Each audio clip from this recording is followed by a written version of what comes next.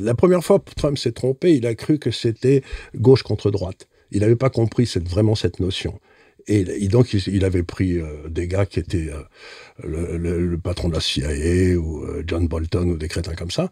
Et là, cette fois-ci, c'est complètement différent. C'est vraiment une administration de rupture. Il veut casser Washington. Il veut casser la CIA, il veut casser le FBI, il veut casser tout ça, c'est certain.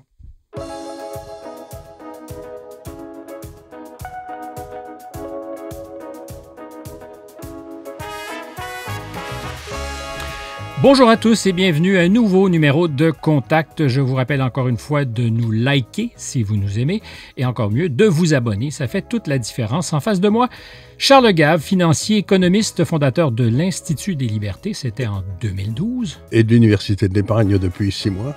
De l'Université de l'épargne depuis 6 mois parce que l'épargne, c'est peut-être la meilleure manière pour un citoyen de devenir souverain. Libre. Libre, voilà. L'argent, c'est peut-être aussi la liberté. L'argent, c'est de la liberté frappée, disait Dostoïevski. Et Joseph Campbell, que j'ai bien aimé, disait que l'argent, c'était du frozen time. Oui. Comme des petits cubes de glace qu'on met au congé et qui nous permettent, à terme, d'avoir du temps. Et de l'eau froide. Et de l'eau froide, le moins possible, de douche froide. Vous êtes aussi auteur des lions menés par des hommes, La vérité vous libérera. Et justement, depuis quelques semaines, cessez de vous faire avoir. Je vous en montre la couverture. Occupez-vous de votre épargne. Parce que d'autres, sinon, s'en occuperont. Mais pas à votre avantage. Rarement. Hein? Rarement. Non, Vous savez, les gens ont très peu le sens de l'humour quand il s'agit de l'argent. C'est curieux. Hein? C'est en effet curieux pour un homme qui en a tant gagné. Vous avez pu faire l'expérience de ce qu'on manquait d'humour? Non, mais ce qui est amusant, c'est quand vous vous occupez des questions d'argent, vous vous rendez compte que les Anglais sont bons dans les questions d'argent parce qu'ils ont inventé la City, etc. Parce que dans le fond, ils pensent que ça n'a aucune importance.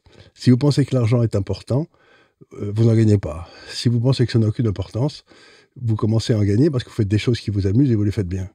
Et donc, j'ai toujours pensé, si vous voulez, que les gens qui sont sérieux, les ingénieurs, comme les Japonais ou les Allemands, ils pensent que l'argent est important et ça fait des très mauvais financiers. Et donc, pour être un bon financier, il faut avoir un certain détachement par rapport à l'argent. Vous arrivez à vous détacher de l'argent? Ben oui, parce que ce que j'essaye de faire, ça paraît curieux, mais il y a une expression anglaise américaine que j'aime beaucoup. Il dit, le but dans la vie d'un homme, c'est d'arriver au fuck you money. Mm-hmm. C'est-à-dire... Vous en avez un peu de ça. Voilà. Donc, quand vous avez atteint le fuck you money, c'est-à-dire le moment où vous pouvez dire j'en ai rien à foutre de ce que vous pensez, moi je fais ce que je veux et puis je suis libre, quoi. Donc, je crois que le but dans la vie d'un homme, c'est d'essayer d'arriver au fuck you money parce qu'à ce moment-là, il peut vraiment se réaliser. Je reviens à ce que je disais tout à l'heure. La souveraineté pour un citoyen. C'est l'argent. C'est la capacité de dire à son patron, vous m'emmerdez, fuck you. Je m'en vais. Je vais faire autre chose. Et de penser pour soi parce qu'on a les moyens de résister à toutes les pressions. Mais voilà. Et c'est la vieille idée de Locke. C'est que l'argent, c'est ce qui permet de résister à l'État. Mm-hmm. Pour éviter d'être martyrisé par celui qui a le monopole de la violence légitime, il faut qu'il y ait le droit de propriété. Sinon, on est cuit. Je suis assez d'accord avec vous que entre deux luxes, m'habiller chez... LVMH ou dans une de ses boutiques, avoir une maison qui compte plus de pièces que je sais en habiter, ou être libre, la plus grande des folies, c'est d'être libre. D'être libre et de... Vous savez, quand j'ai commencé dans ma vie, quand ma banque m'envoyait une lettre, en général, c'est pour me dire que j'avais un découvert, et j'ai été tout glacé d'angoisse, parce que, vous voyez ce que je veux dire, c'est toujours... On se sent fragilisé. Littéralement. On est très fragile. On est très fragile et ça vous empêche quelque part. À ce moment-là, vous commencez à avoir peur. Et quand vous avez peur, vous prenez que des mauvaises décisions. C'est très curieux. Mais c'est comme ça. Et donc, maintenir une population dans la peur, c'est le meilleur moyen de déstabiliser l'opposition, de faire en sorte qu'on ait toujours l'initiative. Qu'on ait toujours l'initiative. Et ce qui m'effraie, c'est que moi... J'ai donc passé, j'ai vécu 25 ans dans la City et 15 ans à Hong Kong, donc j'ai passé une partie de ma vie importante hors de France. J'ai quitté la France en 81, et ce qui me surprend le plus quand je reviens maintenant en France, où je vis depuis un certain nombre d'années maintenant, C'est que j'étais parti d'une nation qui était plutôt rigolante, qui était gay, on s'amusait bien, les gens déconnaient, enfin c'était les hommes aimaient bien les femmes. Une certaine légèreté. Mais la France a cette capacité curieuse d'être légère et profonde à la fois. C'est Cyrano de Bergerac. On sait qu'on va mourir, mais on n'en fait pas une pendule, quoi. On l'approche avec gaieté. Vous voyez ce que je veux dire? Pour moi, c'était ça la France. C'était le pays qui était sérieux et gai à la fois, quoi. C'était qui emmerdait pas les gens, quoi. Et puis, depuis que je suis revenu en France, j'ai retrouvé une France qui est triste. Et ça m'a sidéré, parce que la France n'était pas un pays triste, elle n'a jamais été. C'est le pays d'Astérix, après tout. Mais voilà, d'Astérix et de Cyrano de Bergerac, si vous voulez. Alors, et d'un seul coup, je trouve ce pays triste et qui a peur. Et les gens me disent, par exemple, mais Charles, tu as beaucoup de courage, parce que je fais des trucs, j'écris des livres. Je leur dis, mais vous rigolez, j'ai 81 balais, qu'est-ce que vous voulez qu'il m'arrive? Du courage. Et donc, je vois tous mes copains qui ont énormément d'argent, et qui me disent, mais comment fais-tu? Mais je leur dis, mais vous êtes retraité, je sais pas, de L'Oréal ou je sais pas où. Vous avez une fortune personnelle considérable. Vos enfants sont taken care of, enfin, ils sont santé que vous n'avez plus besoin de rien. Et pourtant, vous avez peur. Mais je leur dis, mais de quoi avez-vous peur? À la réputation, Charles Gave. L'idée de ne pas être invité au bon dîner, l'idée d'être montré du doigt, l'idée d'être celui qui pense en dehors des clous, même si on le pense vraiment.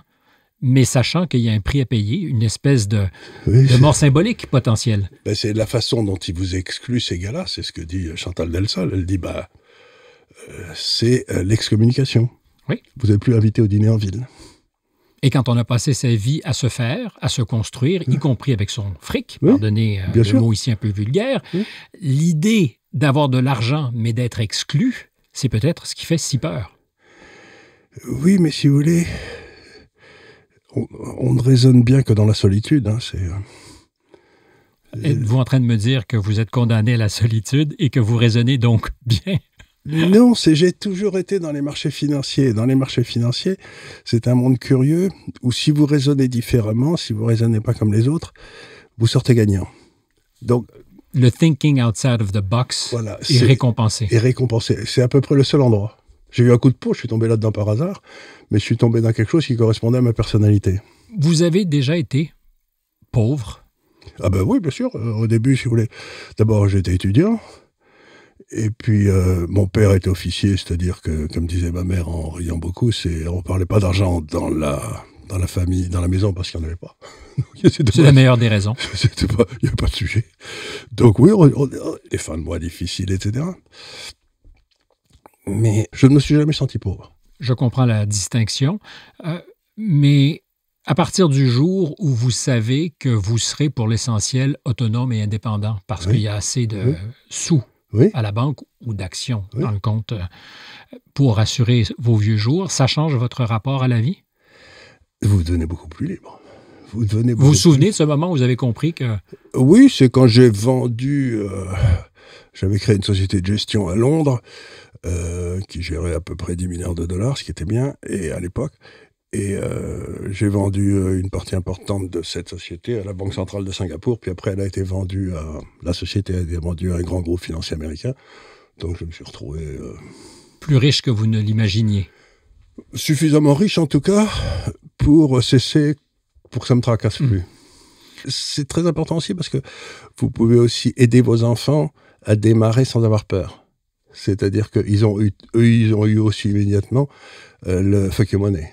Mais est-ce que c'est une bonne ou une mauvaise chose? Parce que, vous voyez, moi, avec les enfants, mon intuition profonde, c'est que s'ils ne font pas leur marque essentiellement par eux-mêmes, avec peut-être la peur un peu chevillée au ventre, il est difficile de... S'ils ont été élevés petits avec... je me souviens d'une des remarques de ma deuxième fille, on était à Londres depuis 2-3 ans, et d'un seul coup, on s'est mis à acheter de façon régulière je ne sais quel biscuit, vous savez. Elle a compris à ce moment-là que c'était fait, quoi, qu'on avait atteint un certain seuil. Vous aviez accès au biscuit? Non, pas un biscuit, à ce biscuit qui était un biscuit un peu plus cher que les autres. Oui. Elles ont parfaitement compris. En bon français, un status symbol. Voilà, c'est ça.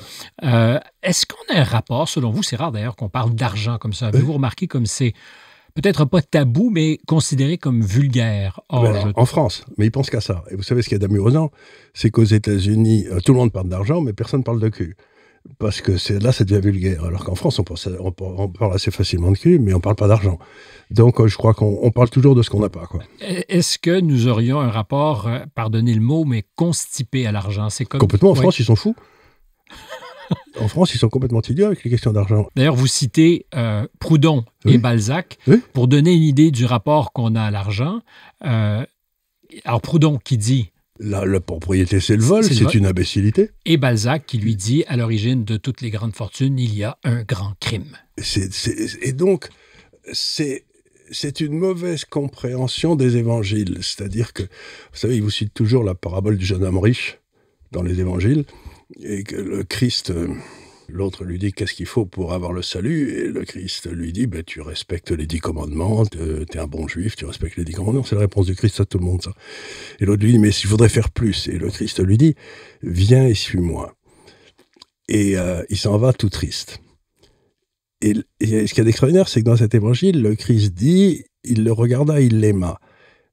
Et c'est tout à fait étonnant parce que c'est la seule fois où il dit qu'il aime quelqu'un, à part Jean. Et ça veut dire que le Christ comprend que pour un homme riche, c'est pas si facile que ça de le suivre. C'est plus facile quand on est pauvre, si j'ose dire. C'est une autre façon de voir les choses. Et donc, de là, tous les curés de campagne et les évêques, etc., ont tiré l'idée que la richesse était une mauvaise chose. Mais c'est pas vrai. La richesse, c'est un outil. C'est pas un but. C'est pas une fin en soi. C'est pas une fin en soi. Mais le pauvre vieux, ce pauvre jeune homme riche, il avait peut-être un énorme problème. C'est qu'il avait peut-être une famille, il avait peut-être des employés, et il pouvait pas les laisser tomber. Donc, à partir du moment où vous avez de l'argent, vous avez des entreprises, vous avez des employés, vous avez tout ça, vous avez une responsabilité vis-à-vis d'eux. Vous pouvez pas d'un seul coup leur dire, démerdez-vous, moi je vais suivre le Christ avec une besace et des chaussures en paille, quoi. Donc, le vrai problème, c'est qu'avec la responsabilité, vient quelque part une espèce de fin de la liberté aussi, de suivre le Christ. Et ça, ils n'ont pas compris. Alors, c'est une autre forme de liberté. Au-delà de la richesse, c'est d'être capable de se dépouiller de tout pour pouvoir aussi l'assumer, sa liberté. Voilà, mais ça, oui, vous pouvez le faire, mais s'il y a votre vieille mère dont vous devez vous occuper, vous ne pouvez pas. Ou si vous avez 10 domestiques, vous ne pouvez pas. Et je crois qu'en plus... le truc, c'est de ne pas avoir 10 domestiques. Et là, déjà, on se solutionne le problème. Oui, on solutionne le problème, mais c'est... Si vous voulez, c'est très embêtant parce que moi, j'ai créé des entreprises et vous êtes le parrain des petits, vous êtes... vous voyez ce que je veux dire, qui naissent. Ça vient avec un chapelet. Ça vient avec un chapelet de responsabilité qui vous empêche parfois de suivre. La dernière fois que vous êtes venu à ce microphone, il y a 1 an, pile poil, on parlait de l'année qui s'annonçait, 2024. Et la plupart des prévisionnistes étaient assez sombres, particulièrement pour ceux qui ont de l'épargne et qui voulaient la faire fructifier, puisque c'est le thème de votre dernier livre, Cessez de vous faire avoir. Or, à ce jour, pour ceux qui étaient investis, particulièrement aux États-Unis ou en technologie, ce fut une année faste. 33% de hausse, oui. Ça, c'est pas mal, 33%. C'est bien, un petit tiers, c'est bien. Un petit tiers, oui, j'aimerais bien, moi, avoir réussi le 33%. En fait, suivre le marché. J'aurais voulu juste suivre le marché, ce que j'ai pas fait en pensant être futé et en choisissant moi-même où investir. Oui. On voit le résultat. Mais qu'est-ce qu'on a loupé? Donc, puisque tout le monde semblait s'entendre, et vous un peu aussi, disant l'an dernier, ça risque d'être une année très mouvementée, très volatile. Très mouvementée, très volatile. Mais alors... je vais essayer de vous expliquer. C'est que là, il faut passer un peu sur ce qu'est la monnaie. Parce que la monnaie, si vous voulez, ça a des caractéristiques. Il faut être réserve de valeur, ça doit être aussi un outil d'échange et un standard de valeur. C'est les 3 fonctions de la monnaie. Or, depuis bien 10-12 ans, les grandes démocraties sont en train d'essayer de détruire leur monnaie. Sciemment? Oui, parce qu'elles ne peuvent pas rembourser leur dette. Donc, quand vous ne pouvez pas rembourser la dette, la seule chose que vous avez à faire, soit vous faites défaut sur votre dette, soit la valeur faciale de la dette tombe avec l'inflation, avec tout ça. Et donc, vous me dites, je suis monté de 33% dans les actions, c'est très bien, mais c'est ce que j'appelle une hausse à la turque. C'est-à-dire, pour vous expliquer, quand Erdogan a détruit sa monnaie il y a 7-8 ans, là, vous savez, parce qu'il voulait être élu, les obligations ont baissé de 90%. C'est beaucoup, vous avez perdu. Mais comme la seule chose que vous pouviez acheter pour vous en sortir, c'était de l'or ou des actions, ceux qui avaient acheté de l'or et des actions sont montés de 50% en termes réels. Donc ce que vous avez eu depuis un an sur beaucoup des marchés des actions, c'est ce qu'on appelle une hausse de misère, où le marché monte parce que la monnaie est en train de se péter à la gueule. Si vous mesurez le marché de New York, non pas en monnaie, mais en or, vous n'avez pas gagné d'argent. L'or a davantage... Pareil. C'est-à-dire que le marché en or est resté au même niveau. C'est-à-dire qu'on est en train de commencer à assister à un phénomène de fuite devant les monnaies. Donc, on investira dans tout. Dans tout, vous avez... Tout ce qui est tangible. Tout ce qui est tangible. Vous avez dans les marchés, vous pouvez acheter que deux choses. Vous pouvez acheter des contrats, une obligation française, c'est un contrat avec l'État français, ou vous pouvez acheter des parts de propriété. Et d'habitude, un portefeuille bien fait, vous avez des contrats, puis vous avez des parts de propriété, puis les deux sont pas corrélés, enfin, ils ne marchent pas ensemble. Contrat qu'on peut aussi appeler obligation. Obligation, ou oui, c'est ça, ou loyer, ou tout ce que vous voulez. Et puis, à partir du moment où la monnaie commence à être détruite, le nombre de choses dans lesquelles vous pouvez investir baisse de moitié, il n'y a plus les contrats. Donc, vous êtes obligé d'aller vers l'or et vers les actions. Ce qui explique, selon vous, une partie, parce que ce ne serait pas que les bons rendements des entreprises qui seraient à l'origine. Encore une fois, si vous divisez le cours du S&P par l'or, on n'a rien fait depuis 2 ans. C'est ce que j'appelle une hausse, une illusion monétaire. Les gens ont l'impression qu'ils ont gagné de l'argent, mais en fait, s'ils avaient mis leur argent en or, ils auraient pris moins de risques, ils auraient fait pareil. Et qu'est-ce qui fait qu'on met un terme à l'illusion? Ou quel est l'événement? En général, ça se termine assez mal. Vous demeurez donc, à moyen terme, disons, pessimiste. Non, je ne suis pas pessimiste ou optimiste. Si vous voulez, j'essaye d'être réaliste. Moi, ce que je dis aux gens depuis un certain nombre de temps, c'est qu'il faut avoir que des parts de propriété ou de l'or. Donc, ça ne m'a pas gêné parce que c'était à peu près ce que Soyez actionnaire de quelque chose de tangible, une entreprise qui... Et une vraie. Pas une entreprise, par exemple, qui vendrait à l'État. Parce que comme l'État va faire faillite, si vous achetez des gens qui vendent à l'État, vous allez faire faillite. Et elle va faire faillite aussi. Mais vous achetez un machin, je ne sais pas, comme Air Liquide ou Schneider, qui sont des valeurs françaises, qui sont des multinationales, qui produisent dans tous les pays du monde, des produits dont tout le monde a besoin, vous vous dites que si, comme je le pense, la zone de l'océan Indien se développe comme une fusée, Air Liquide et Schneider vont gagner plein de pognon là-bas, quoi. Donc, mais je ne vais pas acheter des valeurs pharmaceutiques. Pourquoi? Parce qu'elles marchent avec la Sécu. Avec la Sécu, il n'y aura plus un rond. Non? C'est quoi le... Mais c'est pas non, c'est oui, je vous écoute, professeur. Mais on pourrait faire l'exercice aux États-Unis et se dire c'est encore plus pressant là-bas. Ils sont à 35-36 000 milliards. C'est pour ça qu'il ne faut pas avoir une obligation. Alors, un Treasury Bonds 10 ans, vous fuyez. Ça fait 5 ans. Mais par contre, comme il y a des monnaies nouvelles qui sont en train d'apparaître en Asie, j'avais mes obligations en Chine, qui, elles, sont montées de 25% pendant que les obligations américaines baissaient de 25%. Obligations en yuan. Donc, une monnaie en laquelle vous avez confiance. Oui, le pays est bien géré. Et puis... Et d'ailleurs, les Chinois ont commencé à larguer de la dette américaine, mais à vitesse quasi grand V dans cette année 2024. Bien sûr. Et il se passe des tas de choses, on pourra peut-être en parler, si vous voulez. Ce qui vient de se passer là, où la Chine a émis des obligations en dollars en Arabie Saoudite, qui ont été souscrites par le Golfe, c'est une innovation extraordinaire qui va complètement te bouleverser, quoi. Alors, pour quelqu'un qui n'a aucune idée de ce que vous venez de nous dire, si j'étais coquin, je vous dirais pour qui ça sonne comme du chinois. Qu'est-ce que ça signifie, l'émission de ces obligations? Ça veut dire, il faut revenir un petit peu en arrière, mais ça veut dire que la façon dont les États-Unis contrôlaient le système monétaire mondial, c'est que si, par exemple, il y avait une banque française qui avait des dépôts en dollars et qu'elle les prêtait au Soudan, à ce moment-là, les États-Unis disaient « Vous n'avez pas le droit de prêter des dollars au Soudan. Et si vous les prêtez, ce qu'avait fait la BNP, vous prenez une amende de 9 milliards de dollars. » Parce que vous avez prêté nos dollars, alors... Ils ont externalisé le droit américain. Si vous faites une transaction, vous et moi, on fait une transaction à l'extérieur des États-Unis en dollars, maintenant, ils ont le droit de dire... C'est bon ou pas. C'est bon ou pas, et si c'est pas bon, on vous bloque de New York, vous ne pourrez plus aller chercher des dollars, donc vous êtes cuite. Donc tout le monde se couche. Et là, les Chinois viennent de lever des dollars, non pas aux États-Unis, mais en Arabie Saoudite, autre truc juridique. Ils vont se retrouver donc avec ces dollars, et ce qu'ils vont faire, c'est qu'ils vont les mettre en dollars de Hong Kong qui est fixe par rapport au dollar américain. Et ensuite, ils prêteront à qui ils voudront. Et quand les Américains diront « vous avez prêté des dollars », ils diront « ça ne vaut rien. Un, j'ai prêté $2 de Hong Kong et je fais ce que je veux à Hong Kong, je suis souverain. Et deux... » Mais collatéralisé par des dollars américains. Ben ça, oui. Et les autorités américaines diront « qui c'est ces gars qui vous ont collatéralisé ?»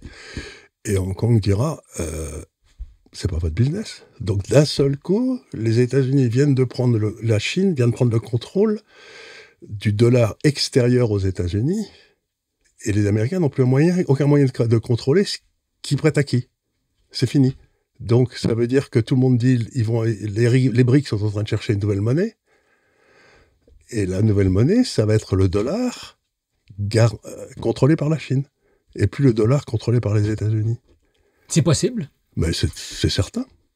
Parce que dans l'histoire de l'humanité, on a d'autres exemples d'une superpuissance dont la monnaie serait instrumentalisée par un adversaire potentiel? Non, mais c'était... moi, honnêtement, quand j'ai vu ça la semaine dernière, parce que j'ai beaucoup écrit sur tous ce sujet depuis 40 ans, et je me suis dit, alors ça, c'est un coup absolument génial, parce que c'est vraiment un coup de go. C'est-à-dire que les États-Unis disent on va augmenter les droits de douane sur les Chinois. Et oui, attention pardon. Avec les mains sur la table. Oui. Peut-être pour ceux qui nous écoutent et ne nous voient pas se demandent s'il y a quelque chose qui est en train de battre la mesure. Oui. Aucun souci, continuez. Et donc, coup de go. Un coup de go parce que ils prennent le contrôle de ce dollar extérieur. Un, les États-Unis n'ont rien vu arriver. Et deux, ils peuvent rien faire. Parce que s'ils disent maintenant à Hong Kong, on vous empêche d'acheter des bons du Trésor américain parce que à ce moment-là, tout le monde dit alors le dollar, c'est vraiment une grosse merde, j'en vois plus. Et de toute façon, les Américains n'ont pas les moyens de se priver de tous ces acheteurs pour financer leur dette. Exactement. Et donc, ils sont coincés, ils sont faits comme des rats. Et alors, les gens disent, mais ils vont monter les droits de douane de 70% sur les produits chinois. Je leur dis, c'est pas impossible. Mais il y a 10 ans, 60% des exportations chinoises étaient vers les États-Unis. Vous savez combien c'est aujourd'hui? C'est 15. Et ils exportent beaucoup plus à la Malaisie, à l'Indonésie et tous ces trucs-là. Donc beaucoup moins vulnérables. Ils ne sont pas vulnérables du tout. Et si jamais les Américains foutent des droits de douane à 70%, il n'y aura rien sur les rayons de Walmart. Il n'y aura plus rien à vendre aux États-Unis puisque tout venait de Chine. Et en termes d'inflation aussi, il y a quelque chose qui va se dessiner. Pourtant, c'est un peu ce que M. Trump promet. Est-ce que vous y croyez donc à ce programme économique de Donald Trump? Vous ne pouvez pas avoir le beurre et l'argent du beurre. Hein. Faut choisir. Et le derrière de la fermière. Le derrière de la fermière. Donc ça, c'est... Non, il y a toute une série de choses. Mais ce qui m'amuse, c'est que là, les Chinois ont trouvé une espèce de parade. C'est un petit peu comme les blindés de Guderian qui passent par la trouée des Ardennes et la ligne Maginot. Donc on était en train de leur faire une ligne Maginot. Et il dit, vous savez, votre ligne Maginot, vous pouvez la coller où vous pensez, ça n'a aucune importance. C'est très, très malin. Alors, vous avez récemment écrit sur le site de l'Institut des libertés un papier qui porte sur les forces de résistance face à M. Trump alors qu'il est en train de former son prochain gouvernement, très critiqué partout. Très critiqué par les gars qui étaient achetés, vendus, etc., à ces gnomes dont on parlait il y a un an, qui contrôlaient nos démocraties et qui n'avaient plus rien à voir avec la démocratie. D'ailleurs. Alors, vous dites qu'il y a 3 groupes de résistance. Les bénéficiaires de privilèges injustifiés, 3 groupes de résistance dans tous les États où quelqu'un qui dit vouloir faire des changements va se buter à l'opposition. Par exemple, toutes les ONG, là, vous savez, les organisations non gouvernementales qui se sont arrogées des droits régaliens, qui sont financés par les États et qui ne sont pas contrôlés par les États. Donc, si vous voulez, tous les trucs comme... Donc, ils n'ont pas de compte à rendre à l'État qui les finance. Qui les finance. Et donc, ceux-là, on va leur couper. Par exemple, en France, il y a quelque chose qui m'amuse, c'est qu'il y a 40 millions qui sont consacrés à la reconduction à la frontière des OQTF. OQTF. Et il y a 900 millions qui va à SOS Méditerranée, qui les amène. Et donc, si quelqu'un voulait économiser... Il y a comme un déficit ici. Donc, si quelqu'un voulait supprimer, par exemple, des trucs qui sont contre la volonté profonde des populations, supprimer les subventions aux ONG qui nous amènent des immigrés, ce serait peut-être une idée déjà, non? Alors, il y a Première résistance, ces bénéficiaires de privilèges injustifiés. Vous dites les non-élus de la classe politique qui ont des fonctions qui leur ont été déléguées. Oui. Donc, c'est le mandarinat. C'est le mandarinat. Et vous avez, par exemple, en France, sur lequel j'ai fait quelques travaux, je ne sais pas combien de hautes autorités, de grands conseils, de trucs comme ça, dans lesquels vous mettez tous les élus qui ont été tous les types qui ont été battus aux élections et qui ont voiture de fonction, etc. Et là encore, ça représente plusieurs milliards d'euros. Et vous avez la classe administrative, donc la bureaucratie. La bureaucratie. Et la bureaucratie qui a pris le contrôle de quelque chose par des biais divers, qui a pris le contrôle de quelque chose qui m'ennuie beaucoup, c'est la justice. C'est-à-dire qu'ils ont monté des cours où ils ont créé des cours en dehors des États, vous savez, des cours internationales, qui ont des pouvoirs souverains sur les États. Supranationaux. Supranationaux. Et par exemple, la Cour européenne des droits de l'homme, elle n'a pas lieu d'exister, quoi. Et donc, quand vous voulez virer un gars... Et qui a d'ailleurs mis la Suisse à l'amende, si ma mémoire est bonne, parce que... Et ils refusent de payer, je crois, les Suisses, d'ailleurs. Parce qu'un groupe de femmes âgées estimait que les politiques helvètes n'étaient pas suffisamment mordantes pour lutter contre les changements climatiques et donc que leur qualité de vie à elles était mise à risque par l'administration, par le gouvernement suisse, qui n'en faisait pas suffisamment. Qui n'en faisait pas suffisamment. Et donc, il y a quand même beaucoup de discussions sur cette histoire de réchauffement climatique. Il est possible qu'il y ait un réchauffement climatique, mais il n'est pas certain qu'il soit d'origine humaine. La qualité des modèles qui prévoient le futur, il y avait ce type qui avait publié ce livre The Science is Not Settled, vous savez, cet énorme bouquin. C'était le type, il était celui qui était enseigné la modélisation des systèmes au Caltech et au MIT, donc il doit connaître ça. Et il a dit que les modèles qu'on utilisait pour prévoir le réchauffement étaient complètement grotesques, bien moins bons qu'ils n'étaient il y a 40 ans, et que là-dessus, on branchait des modèles économiques qui étaient encore pires. Donc il dit la qualité des décisions qu'on prend en fonction de modèles qui sont nuls et auxquels on applique des modèles économiques qui sont encore plus nuls, fait qu'on dépense des centaines de milliards de dollars pour des trucs. On le voit en Allemagne aujourd'hui, l'Allemagne est en train de se péter la gueule à cause de cette imbécilité, quoi. À cause de décisions politiques qui ont été imbéciles et non pas à cause de ce que... C'est exactement ça. Mais à partir du moment où le politique décide que c'est lui qui va faire les investissements de long terme, là, il vous dit vous pouvez pas acheter des actions Exxon, mais vous devez acheter des actions de fabricants de miroirs magiques, là. Et ben quand le miroir magique fait faillite, et ben vous vous retrouvez ayant perdu votre capital. Donc aujourd'hui, si vous êtes un gros fonds de pension français, par exemple, vous n'avez pas le droit d'acheter des valeurs pétrolières. Parce que ces entreprises mettent en péril, évidemment, notre qualité de vie à tous. Ouais, mais vous êtes conscient que si on était sur une autre plateforme, à la radio publique, par exemple, je devrais vous tacler parce qu'on pourrait penser que vous êtes un climato-sceptique. Or, aujourd'hui, c'est probablement la pire des hérésies que d'être climato-sceptique. Alors, moi, je constate à la hauteur... il y a 2 ans, c'était d'être contre le vaccin. Oui, c'est vrai. Il y a 2 ans, j'attends avec impatience qu'on passe à une autre imbécilité et qu'on se rende compte que ça, c'était la thèse de, je crois qu'il s'appelait Rankin ou un nom comme ça, comment il s'appelait, le type qui avait écrit ce bouquin, mais il était remarquable. Il disait, quelqu'un qui vous dit que the science is settled... Mais il n'a pas étudié l'histoire de la science. Parce que c'est la science. Parce que la science ne peut pas être settled.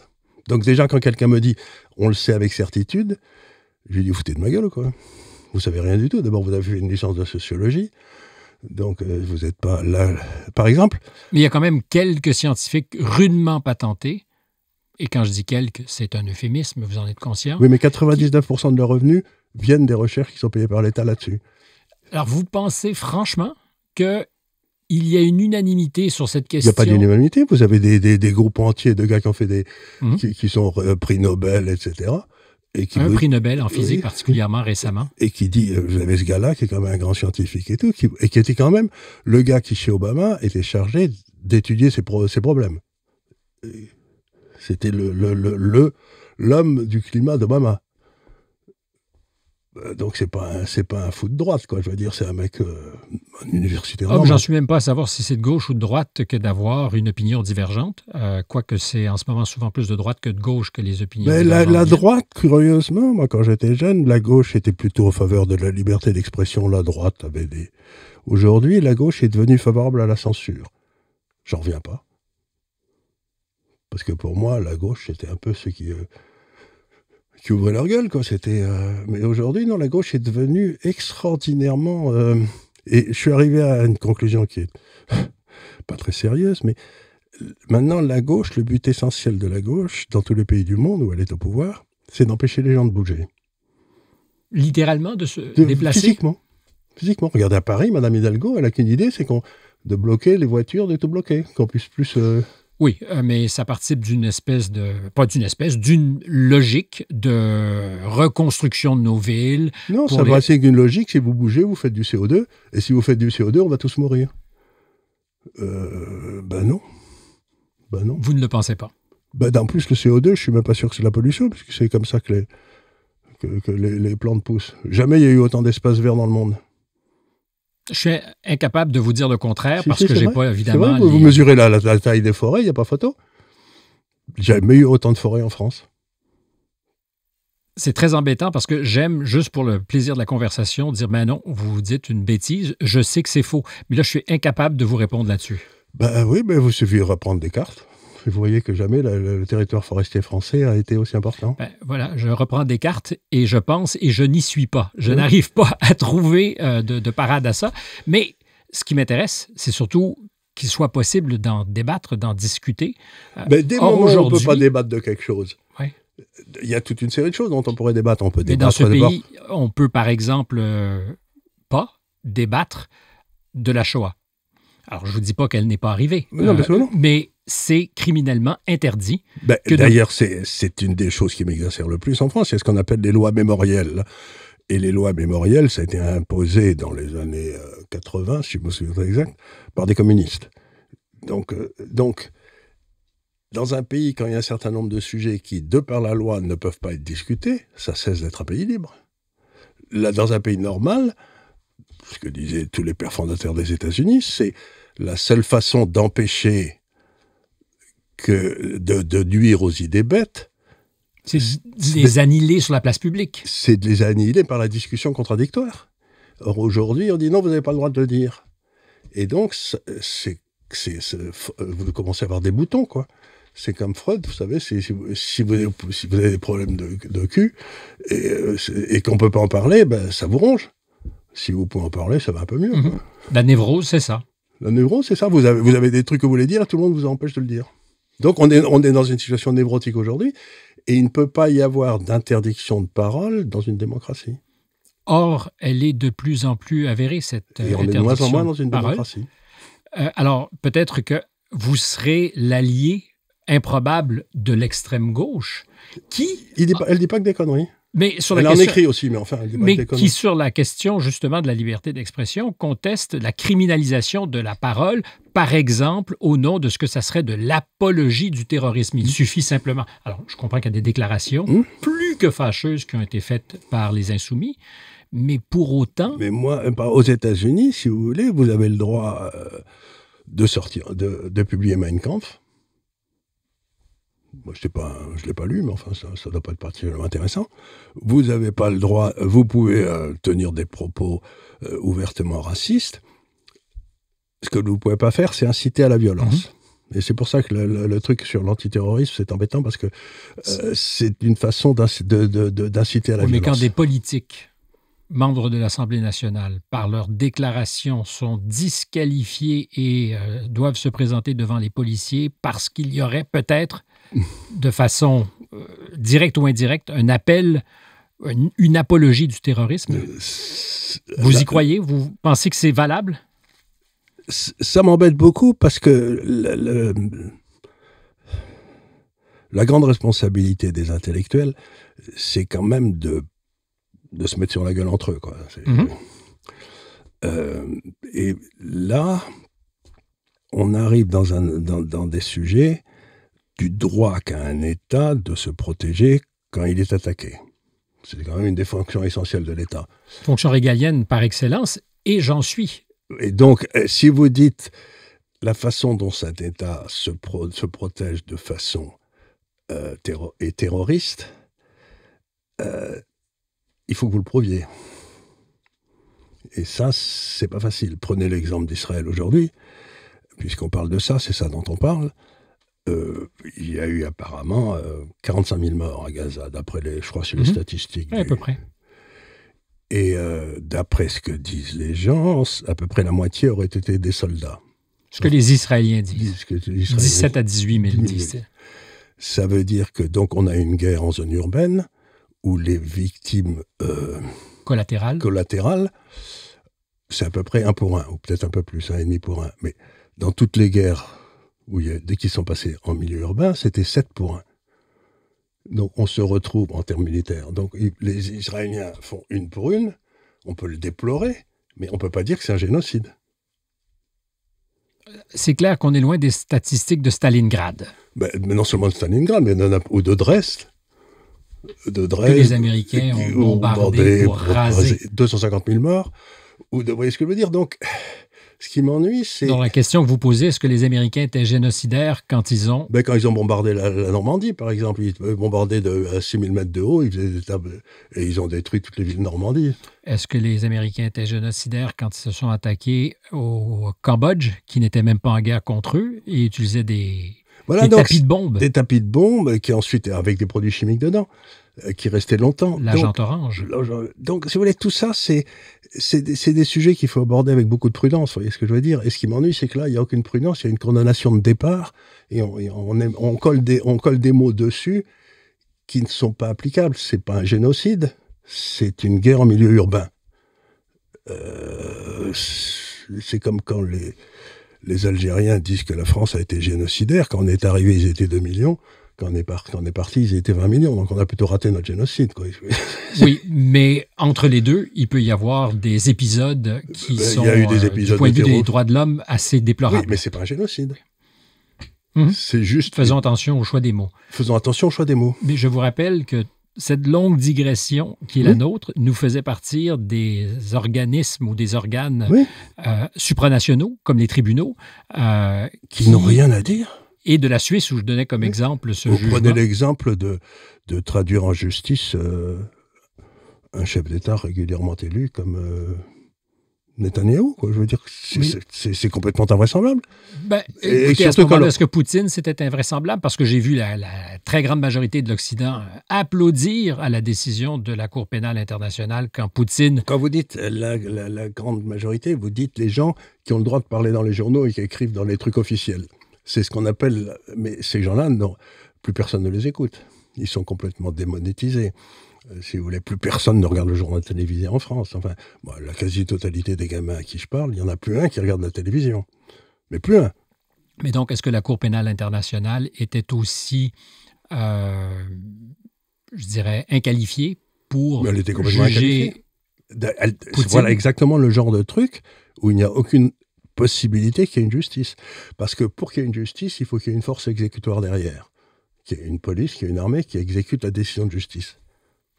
Là, il n'y a rien. C'est délégué à tous les États qui signent le traité de Rome. Oui, mais celui qui ne l'a pas signé. Les États-Unis, la Russie, Israël.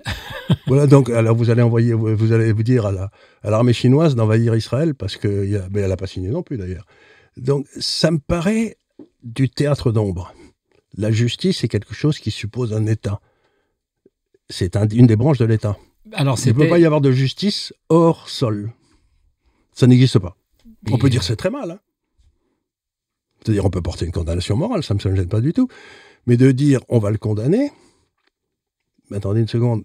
Comment allez-vous exécuter maintenant? Exécuter. Et ensuite, la justice en France est rendue au nom du peuple français. Là, on la rend au nom de quoi? Et de qui? J'en sais rien. Alors, je vous rappelle que nous étions dans les forces de résistance aux États-Unis. Et la troisième, c'était la bureaucratie. C'est là que vous avez parlé aussi de ces instances supranationales. Mais là, c'est des instances nationales et qui sont aussi... prenez ce que dit Musk, qui est intéressant. Il dit il y a 470 ou je ne sais plus combien, agences fédérales pour contrôler ceci ou contrôler cela. Et il dit, et je le vois très bien dans les milieux financiers aujourd'hui, c'est qu'ils sortent tellement de réglementations qui ont valeur de loi, qui sont obligatoires, sans que personne ne les ait votées, ni qu'on les enlève si ça ne marche pas du tout. Donc vous avez une espèce d'accumulation de textes qui vous amène lentement mais sûrement, sans que personne ne les ait votés. Vers la sclérose. vers une espèce de rigor mortis. Vous savez, on devient incapable de bouger, et c'est ça dont crève la France. Mais entre vous et moi, justement, les États-Unis qui sont montrés du doigt, et où 35-36% du PIB est le fait des dépenses de l'État.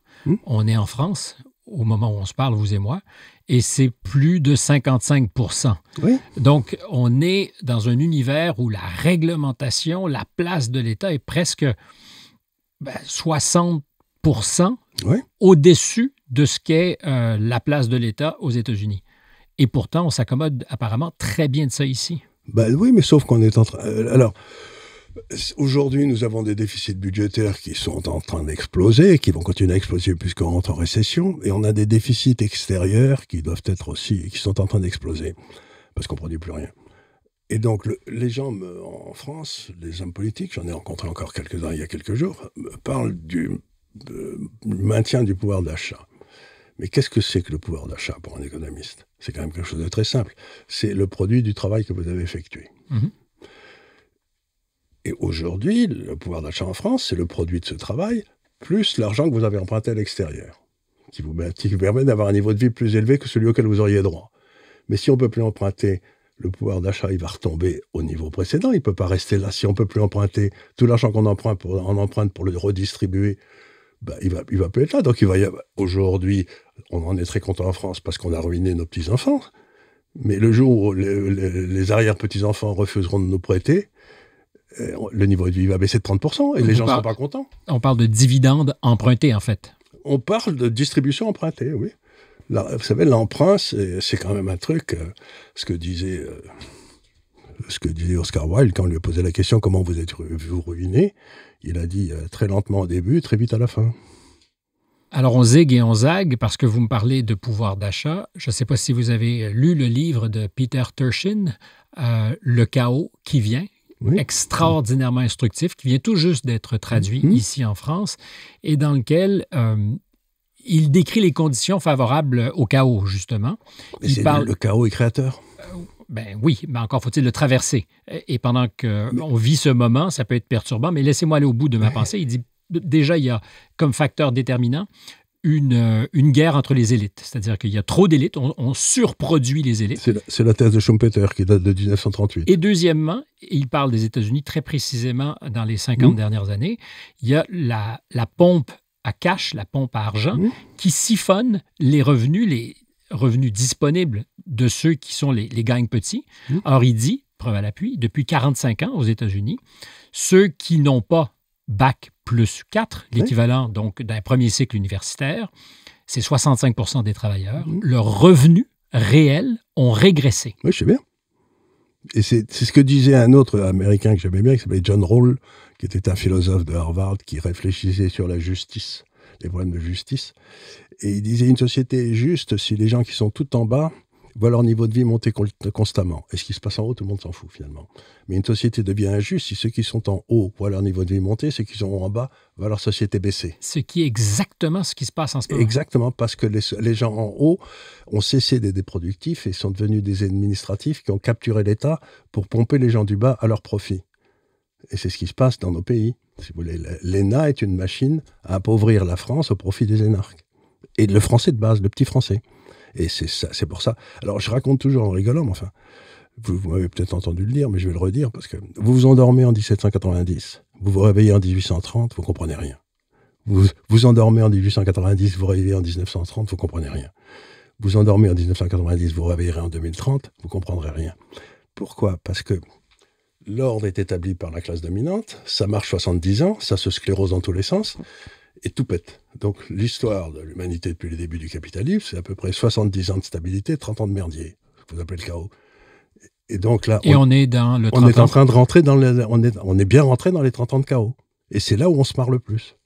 Pour les gens qui aiment la liberté.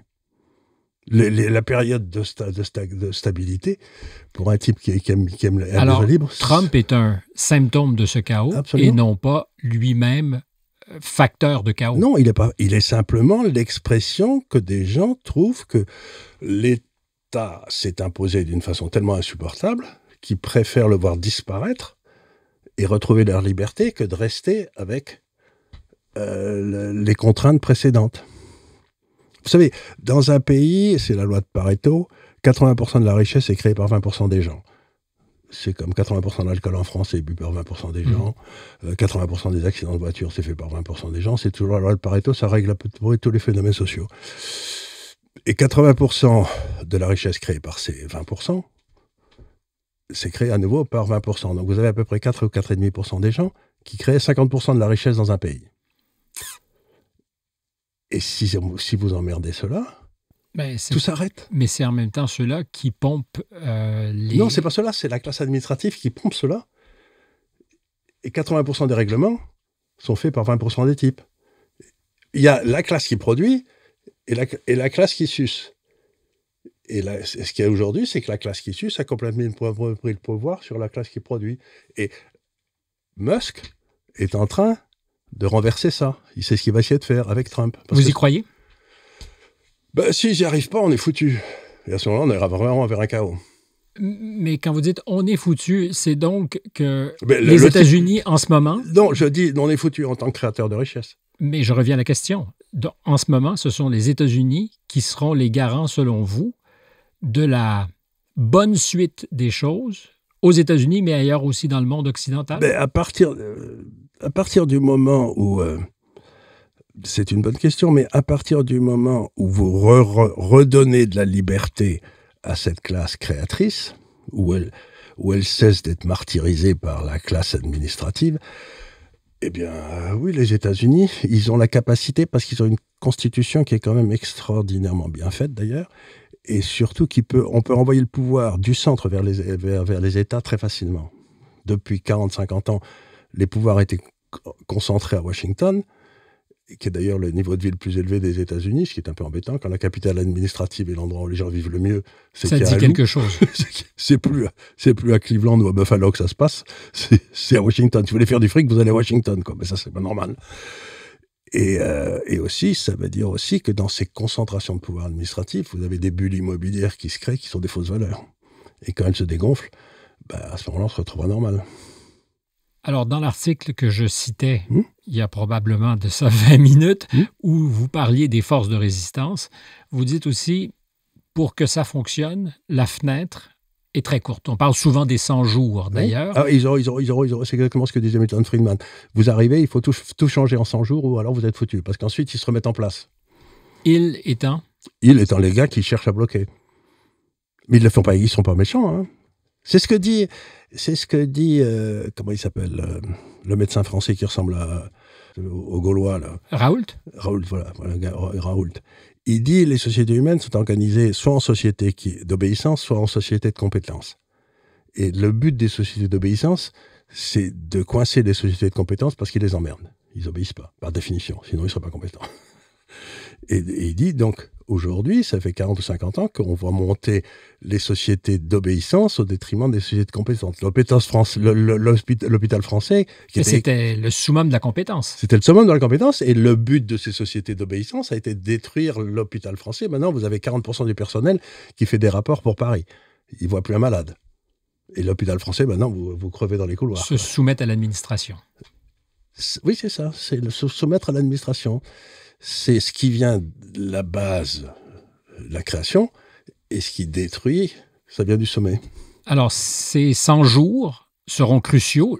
J'ai l'impression, moi, qu'avant même les 100 jours, c'est-à-dire qu'avant que commence le chrono le 20 janvier, une partie de cette partie de poker, c'est le cas de le dire, est commencée maintenant. Et d'ailleurs, pour la première fois, il y a un président qui avait préparer une espèce d'équipe en se disant je vais être élu. Donc il avait commencé à travailler sur des sujets 3 ou 4 mois avant l'élection, pour ce qu'il ferait au moment où ils arrivent.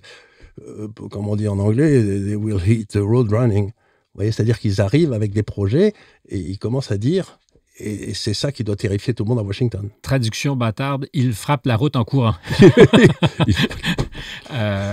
Mais... Et c'est vraiment révolutionnaire. Mais il y a pas... Alors, c'est là que j'allais justement.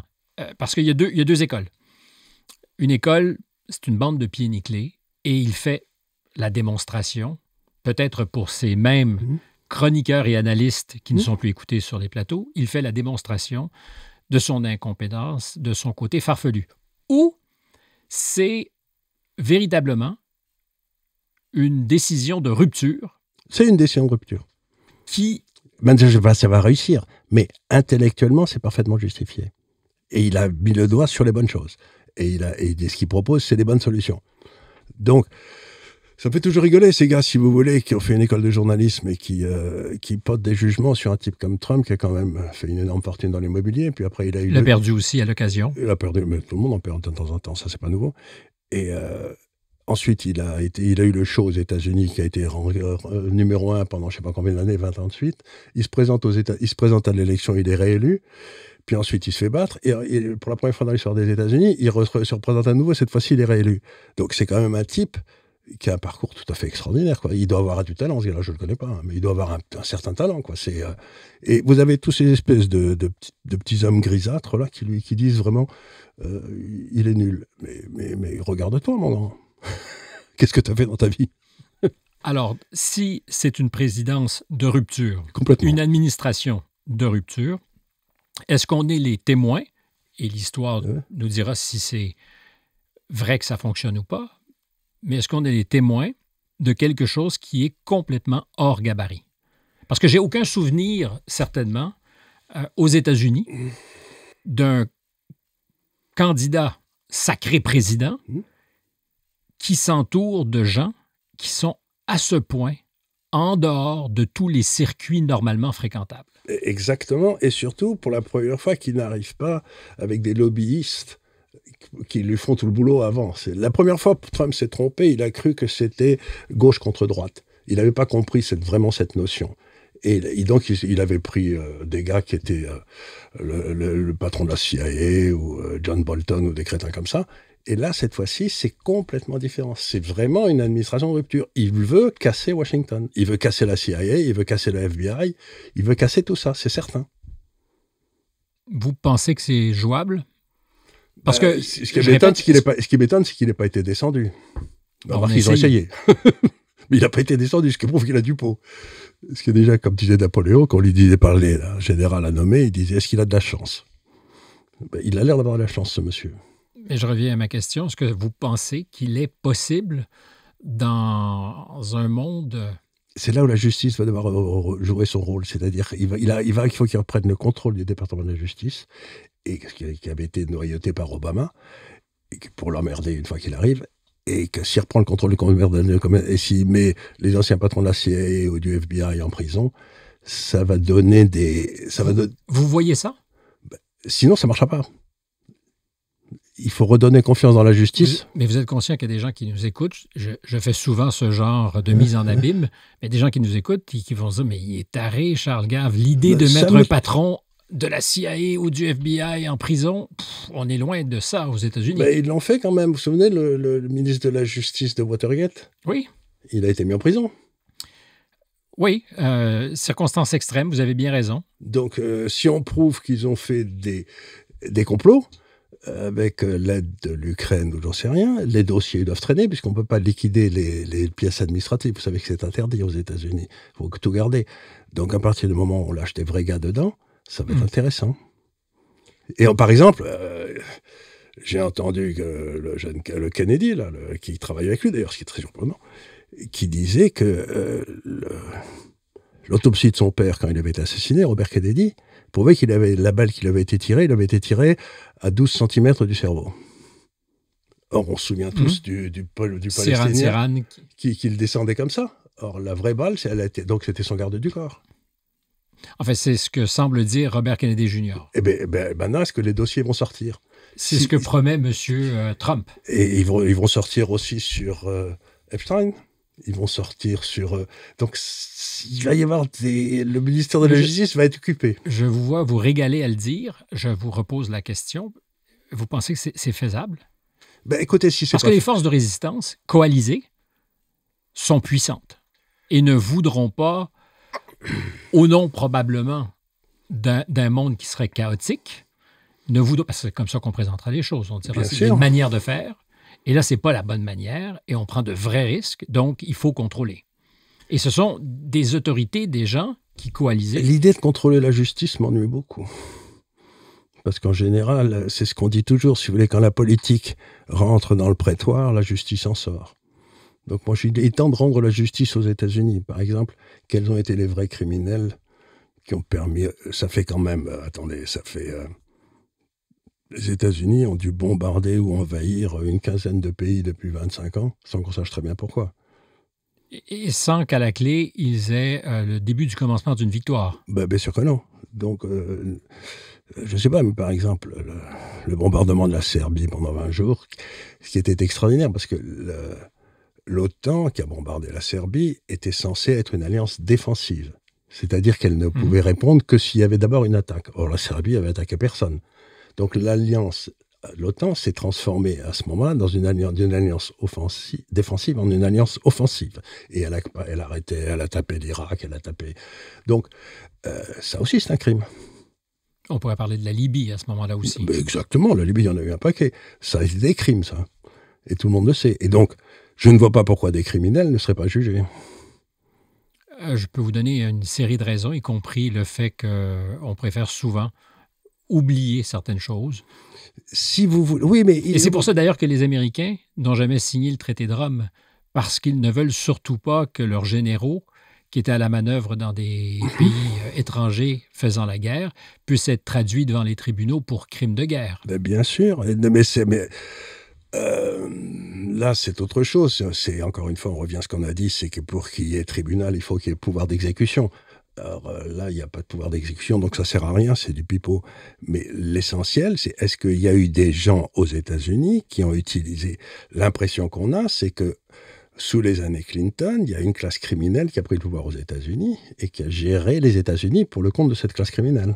Alors, je vous dirais non pas à contrario, parce que à nouveau, on parlera de démocrates, mais pendant la campagne de 2008, Barack Obama promet de punir les responsables de crimes de guerre ou de ceux qui avaient utilisé de la torture alors qu'elle était interdite. Et il parlait essentiellement de l'administration qui l'avait précédée, de l'administration Bush. Bush ou Clinton, c'est pareil. À la seconde où M. Obama est arrivé aux manettes, amnésie totale sur cette promesse. Et soudainement, on a dit ou accepté qu'il y avait une forme d'immunité, parce que vous me parlez de mettre en prison des gens qui seraient des criminels. Moi, j'ai l'impression qu'historiquement, tous ceux qui ont opéré dans le périmètre de l'exécutif jouissent d'une forme d'immunité. Ben, c'est peut-être ça, c'est peut-être pour ça qu'il faut que ça s'arrête. Parce que c'est l'immunité. Si je vais être un peu cynique, mais si les États-Unis font porter leur effort de guerre contre des nations extérieures, mais à partir du moment où ils le font contre le peuple américain, c'est plus du tout pareil. C'est-à-dire quand ce pouvoir qui s'est créé aux États-Unis, au début, ils avaient gagné la guerre contre la Russie, l'Union soviétique. Et puis là, ils sont restés au pouvoir et ils ont commencé à attaquer le peuple américain. Et donc là, c'est plus un crime contre des gens dont vous n'avez rien à foutre, là-bas, des Irakiens qui sont là-bas. C'est contre le propre peuple américain. Et à ce moment-là, les Américains eux-mêmes, par exemple, le chef de la CIA et le chef du FBI, et les deux chefs de la CIA et le chef du FBI, ont menti devant le Congrès. On le sait. Plus d'une fois. Plus d'une fois. Et bien ça, en principe, Par exemple, sur l'écoute des communications des Américains. Exactement. Et c'est l'affaire Snowden. Voilà. Et on a un ancien patron, M. Brennan, qui disait sous serment, non, jamais nous n'avons écouté les communications des Américains. Et bien donc, en principe, si vous voulez, c'est passable de la prison à vie. Je ne sais pas si la prison à vie, mais en principe, c'est justement le mot qui me fait peur ici. Est-ce que, en matière brutale de politique, il y a encore des principes? Si vous voulez être gouverné par des technocrates qui vous diront qu'ils sont compétents, la réponse est non. Si vous voulez que le peuple exerce sa responsabilité, la réponse est oui. Et donc, on va le voir tout de suite avec cette élection. On le sait manuellement. S'ils commencent à mettre en prison Brennan et l'ancien chef du FBI, ou du moins les faire attaquer en justice, avec des preuves à l'appui, ça voudra dire qu'ils veulent aller au cœur du problème. Aujourd'hui... Et on dira de M. Trump et de sa bande qu'il veut se venger. Qu'il veut se venger. Ben moi, je suis tout à fait d'accord. Là, la vengeance me paraît un plat qui se mange froid, oui.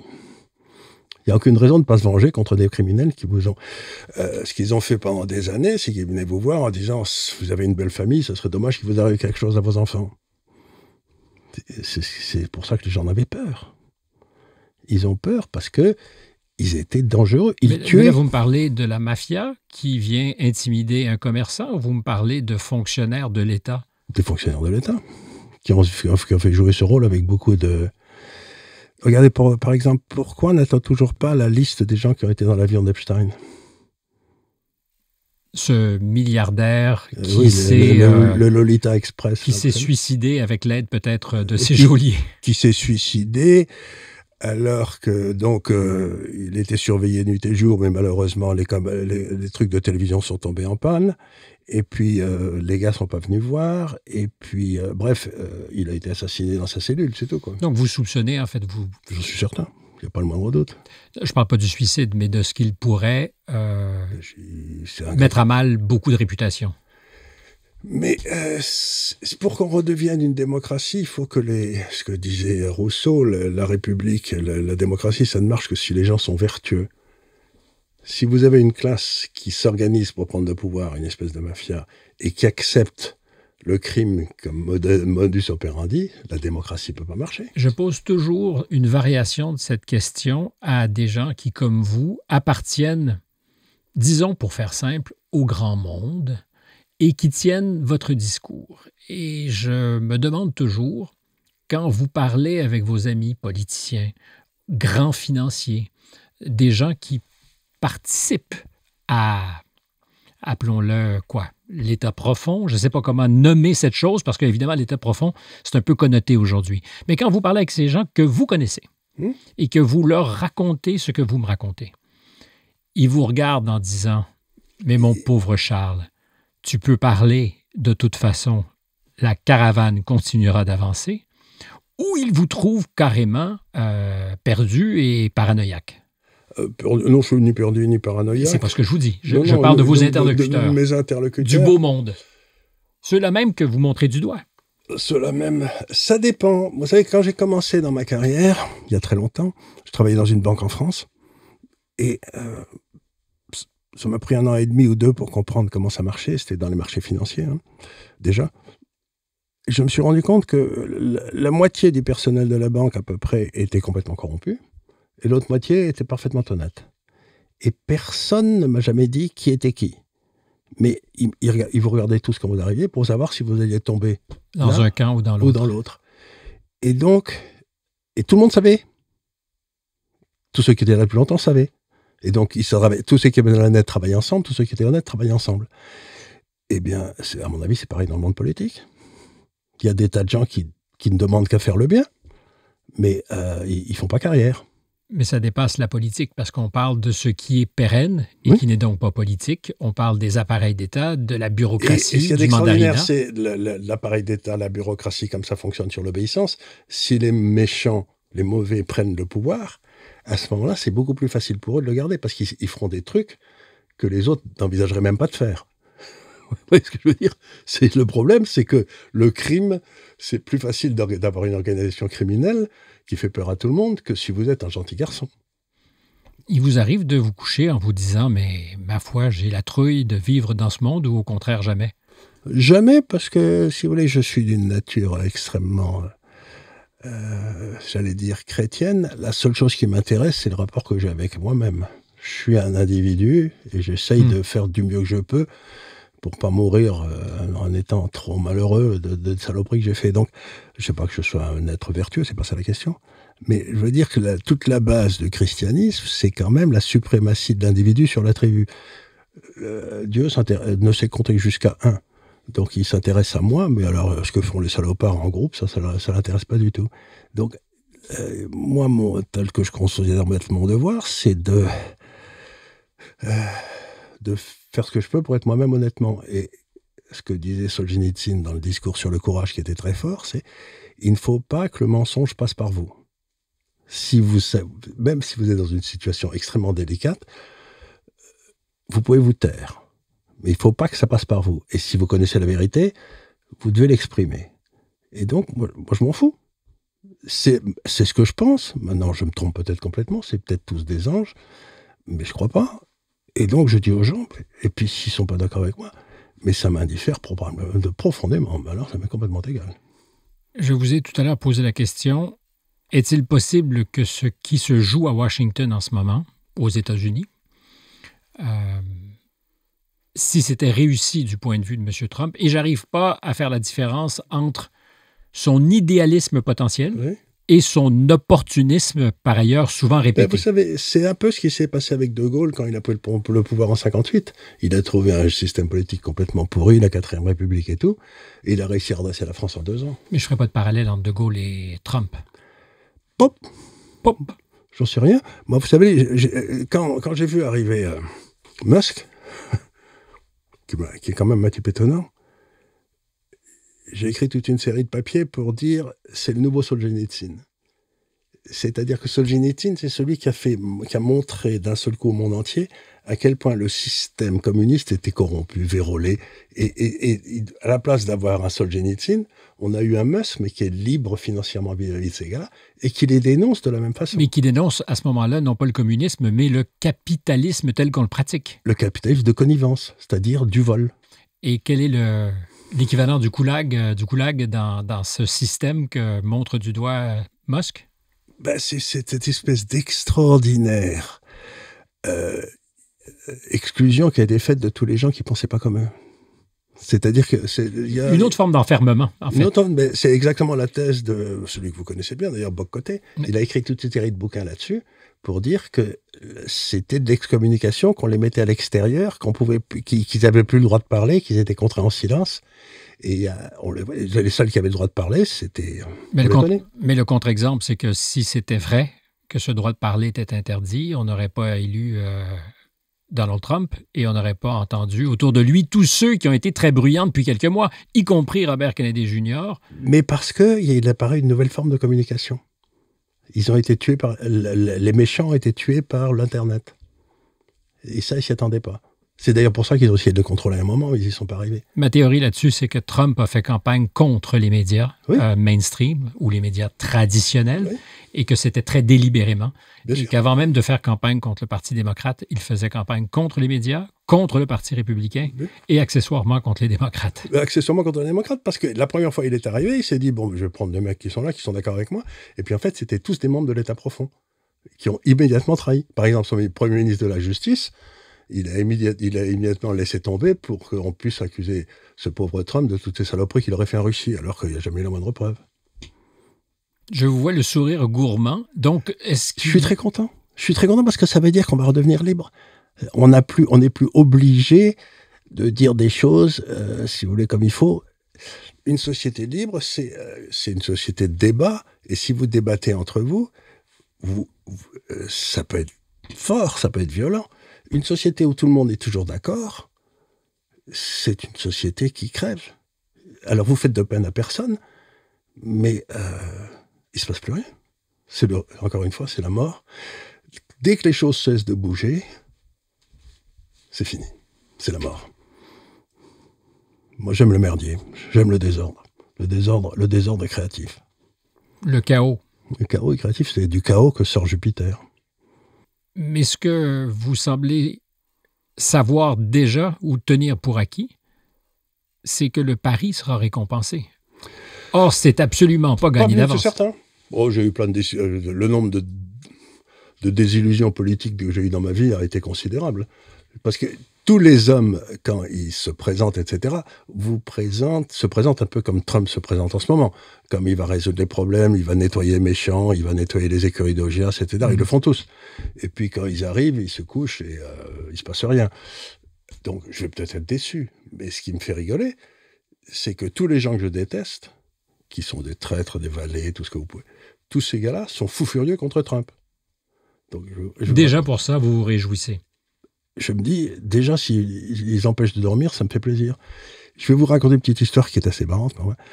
Quand j'étais jeune, j'avais 20 ans, il y a un de mes amis roumains qui avait réussi à s'échapper de Roumanie, qui était communiste, qui m'avait dit, vous avez un type très bien en France. J'ai dit, ah bon, dis-moi, qui est ?